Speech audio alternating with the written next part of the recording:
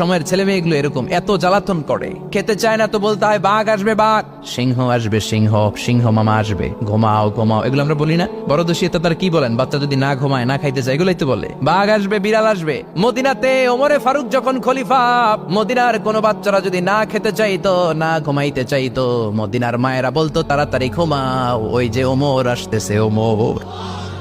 কি শাসক ছিলেন সাইয়েদনা ওমর, সবাই সমান, উনার বিধান উনার রীতি সবার জন্য সমান। মদ খাওয়ার অপরাধে নিজের কলিজার টুকরা ছেলে আবু শাহমাকে 80টা বেত মেরেছে। হাদিসটা দাঈফ, তবে শিক্ষা আছে আমাদের জন্য। 80টা বেত মেরেছে। এক রাতে পাওয়া যায় বেত মেরে ছেলেটাকে আহত করে ফেলেছে, আর এক রাতে পাওয়া যায় পিটাতে পিটাতে ছেলেটাকে দুনিয়া থেকে শেষ করে ফেলেছে। ছেলের মুখে গন্ধ পেয়েছে। আর শরীফটা খামরান, কিরে মদ খাইছস? না বাবা, শরীফ তো নাবিজ, আমি নাবিজ খেয়েছি। নাবিজ খাওয়া যায়।